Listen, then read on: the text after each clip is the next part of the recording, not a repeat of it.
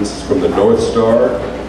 In this editorial from 1848, the North Star, the abolitionist newspaper, edited in Rochester, New York, by Frederick Douglass, argues the case against the war in Mexico.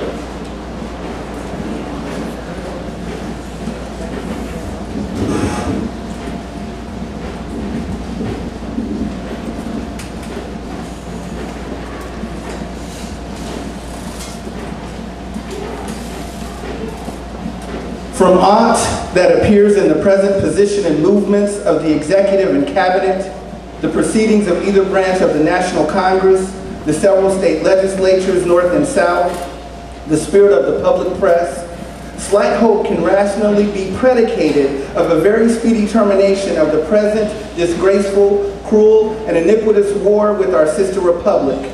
Mexico seems a doomed victim to Anglo-Saxon cupidity and love of dominion. The determination of our slave-holding president to prosecute the war and the probability of his success in wringing from the people men and money to carry it on is made evident rather than doubtful by the puny opposition arrayed against him. No politician of any considerable distinction or eminence seems willing to hazard his popularity with his party or stem the fierce current of executive influence by an open and unqualified disapprobation of the war. None seem willing to take their stand for peace at all risks, and all seem willing that the war should be carried on in some form or other.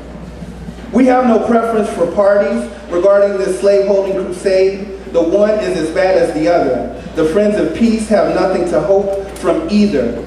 The Democrats claim the credit of commencing, and the Whigs monopolize the glory of voting supplies and carrying on the war, branding the war as dishonorably commenced, yet boldly persisting in pressing it on.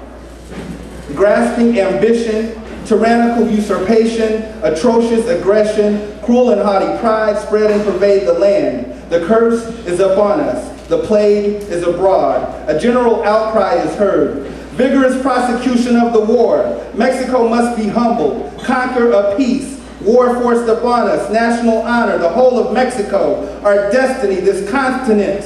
Anglo-Saxon blood. More territory. Free institutions. Our country. The taste of human blood and the smell of powder seem to have extinguished the senses, seared the conscience, and subverted the reason of the people to a degree that may well induce the gloomy apprehension that our nation has fully entered on her downward career and yielded herself up to the revolting idea of battle and blood.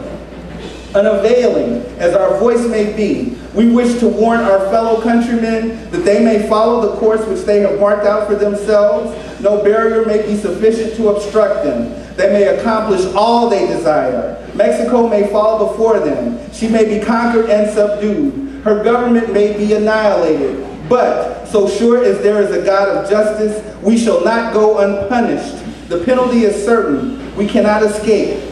A terrible retribution awaits us.